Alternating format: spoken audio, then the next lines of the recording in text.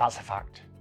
And no matter how unachievable that goal or dream might be, if you keep practicing and keep working towards it, one day you get very close. Harder. Do it. Nobody cares. Train harder. There's been some talk about possibly Joshua using Jake Paul as a tune-up to fight you. What are your thoughts on that? I don't know about tune-up. I think Jake Paul knocks him out. Seriously? Yeah. Jake Paul is reportedly sharpening his skills under the guidance of Tyson Fury as he prepares for the showdown with Anthony Joshua. According to Fury, Jake is now closer than ever to achieving his long-term ambitions, and this fight is one of the biggest milestones in that journey. Fury insists that Paul will push himself to the limit to secure this opportunity, even going as far as calling the clash a 50-50 battle, arguing that Paul has evolved far beyond his YouTube origins and now steps into the ring with genuine hunger, discipline, and serious competitive intent. And even if you don't actually achieve the biggest target in your life, you might get close to it, so it's definitely worth pursuing. But someone who doesn't have goals and doesn't have a target. Jake Paul is in full grind mode, making it clear that his ambition doesn't stop at being a big-name attraction. He wants to become a world champion. His current camp is no joke. He's dialed in on discipline, conditioning, and fixing every flaw in his game. Jake insists that the work he's putting in now will pay off in the long run, and he's determined to prove he's far more than just a celebrity stepping into the ring. He wants respect, and he's training like a man chasing it. Not be treated like I'm Jake Paul or a famous person. No, like they treat me like I'm trying to become a world champion, which is exactly the case. Tyson Fury believes Jake Paul has a legitimate shot at beating Anthony Joshua, pointing to just how far Paul has come in such a short time. Fury says the days of underestimating Jake are over. He's no longer a sideshow, but a locked-in, disciplined fighter capable of shocking even established heavyweights. According to Fury, if Joshua walks in thinking Jake is still the YouTuber from years ago, he could be in for a very rude awakening. Talk about possibly Joshua using Jake Paul as a tune-up to fight you. What are your thoughts on that? I don't know about tune-up. I think Jake Paul knocks him out. Seriously? Yeah.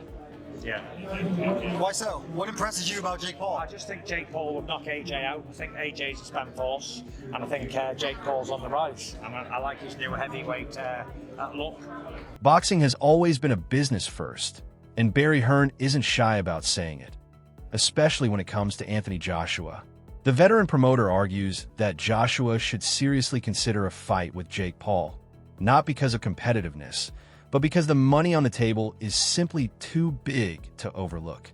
According to Hearn, the sport has always revolved around financial opportunity, and this matchup could generate revenue on a level most traditional fights can't match. Critics may question the legitimacy of Joshua versus Paul, but Hearn says that payday power matters. In a sport where careers are short and earnings define legacy, a fight of this magnitude is hard to dismiss purely on sporting principles. He should fight Jake Paul. What's your view on that, Barry? Money. Don't be silly. You know, I mean, you're mostly sensible, aren't you? Mostly.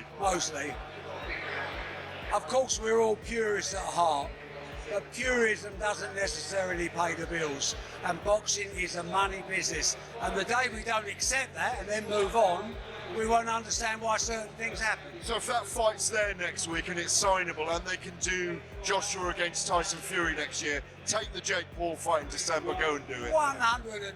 Sports analyst Simon Jordan has weighed in on Jake Paul's highly unconventional rise in boxing, and he's not sugarcoating his thoughts. Jordan points out that Paul's path is unlike anything the sport is used to. A YouTuber skipping the traditional grind and jumping straight into fights with world-class athletes. In a sport built on amateur foundations, gradual progression, and earning your stripes, Paul's fast-track trajectory has sparked skepticism and outright hostility from purists. Jordan argues that Paul's career disrupts the sport's long-standing blueprint, raising uncomfortable questions about respect, legitimacy, and the level of competition he's faced so far. Whether this new model is sustainable or fair to the sport remains one of boxing's most heated debates, and Paul's next moves will either silence critics or fuel them even more. As a boxing purist, it doesn't sit well, but as a normal working class lad, I've been asked by builders, would you fight Jake Paul for £5 million? I never got £5 million for fighting anyone else in a fight. So it's the silliest question in the world. I've been retired 7 years. I'm still very confident. If you give me 3 weeks to get off the couch, I'll probably still beat him with one hand. It's not. Yeah. He's not a good fighter, so it's not even being disrespectful to him as a YouTuber, as a presenter in what he does. He blows me out the water. That's his line of work. But you're stepping into boxing, another profession. Now to call Alexa Canelo out, I think is disrespectful. To call Anthony Joshua out is lunacy. But we know why it's happening and why he does it. Forget Jake Paul. Forget Jake Paul. Paul. I mean, Jake Paul's going to do what Jake Paul does, but Anthony Joshua, and with respect to you and what you did and didn't earn in your career, Anthony Joshua has earned a king's ransom. Yeah. So he doesn't need to be fiddle with this, does he? Yeah. No, he doesn't. But again, all I keep seeing from people out there is, when is enough enough? And I get that. But when you're retired at 33, 34, and you've got to make that last now, you've got more experience than me in this team with a lot of footballers in the past as well, and business people who have to make a certain amount of budget last. Despite all the backlash, there's one thing no one can deny. Jake Paul has delivered the biggest paydays of many fighters' careers, proving his financial pull in the sport is real. But that influence comes with controversy.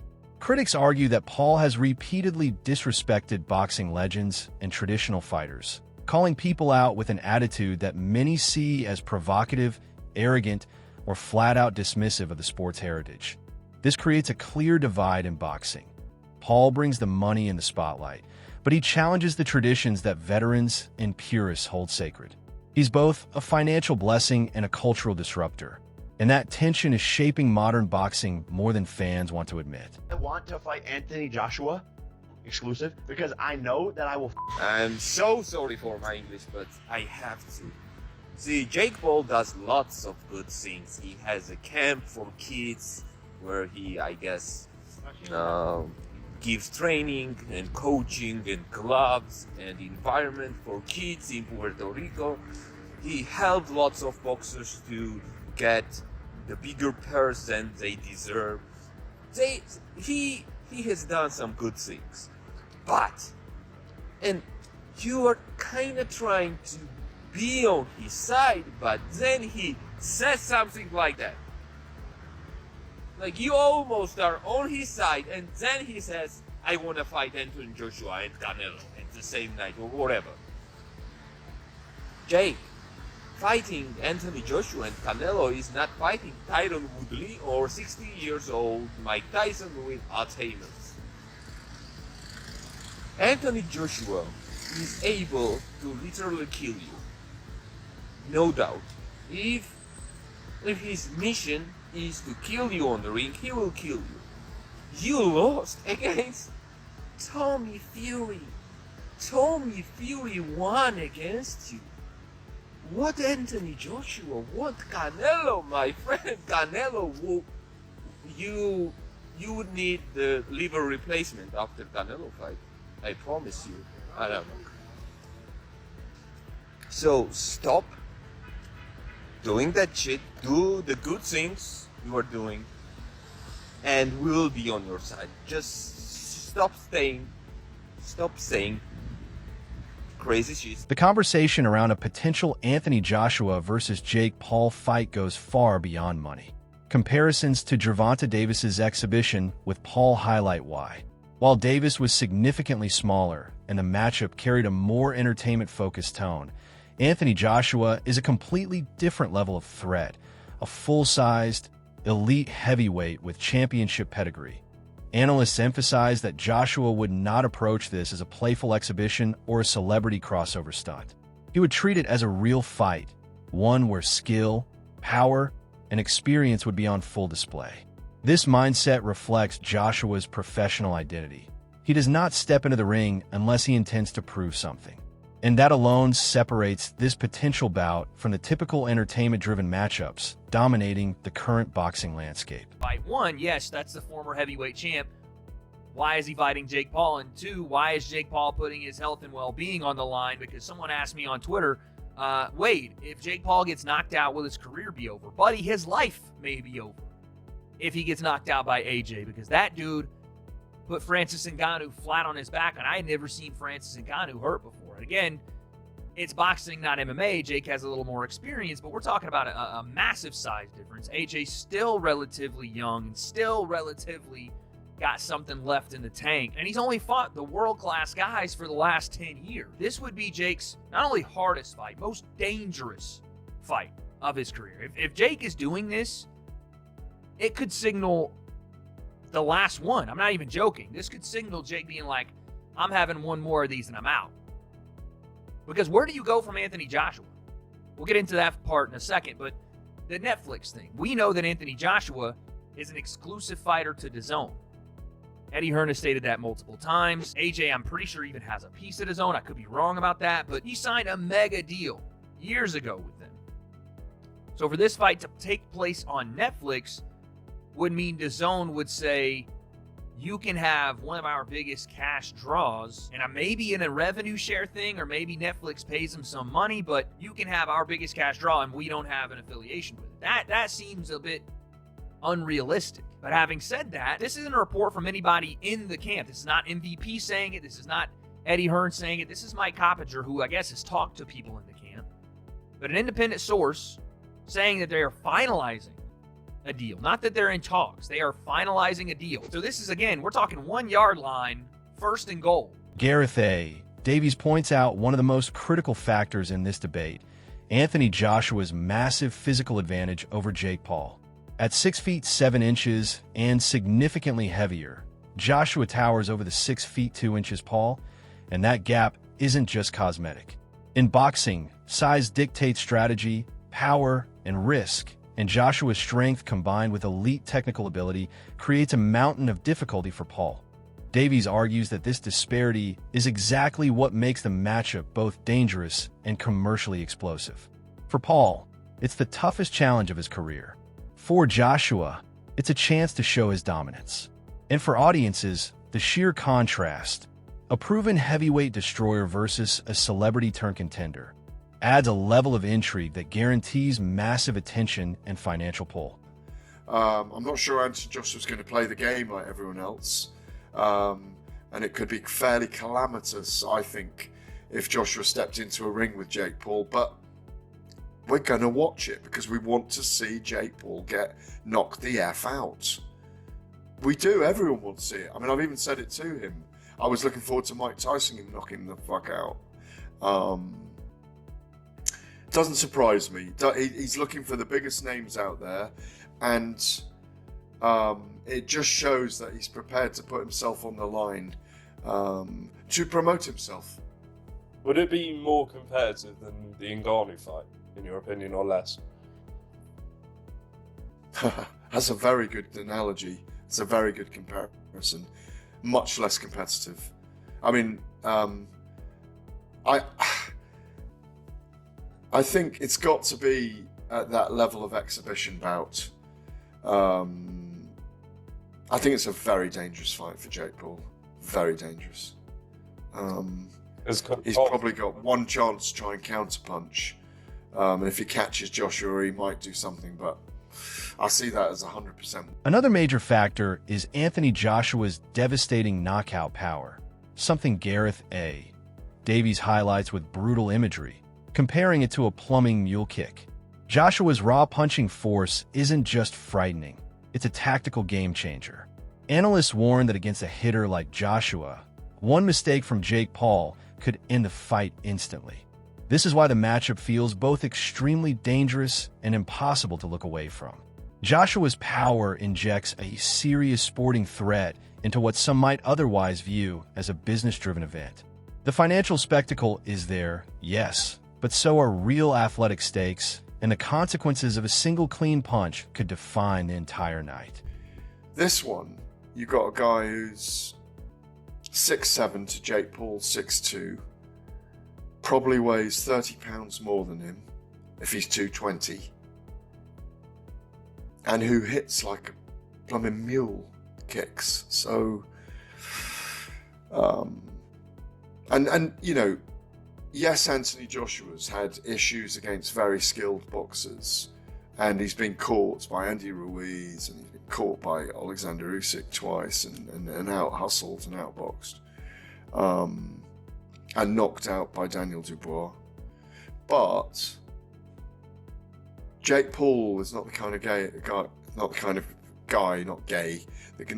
of guy who is going to be able to pick him apart. Michael Bisping breaks down the risk-reward equation for Jake Paul, and he says the balance is almost entirely in Paul's favor. According to Bisping, Jake is in a uniquely advantageous position. There's virtually no downside.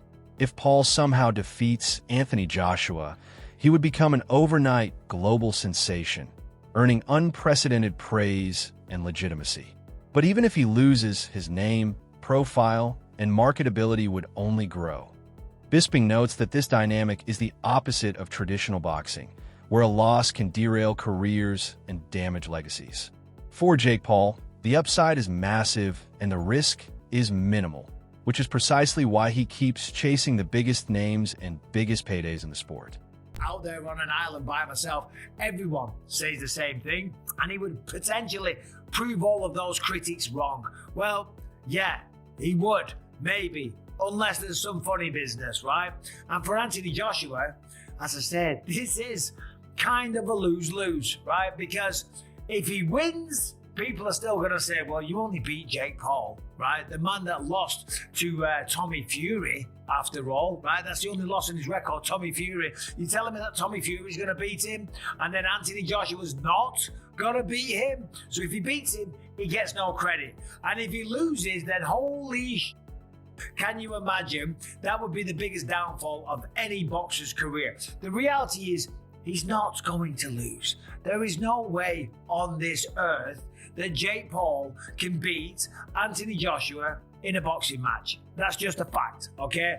Look at what he did to Francis Ngannou. Francis Ngannou hits as hard as a Ford Escort, going 100 miles an hour or whatever that stat was.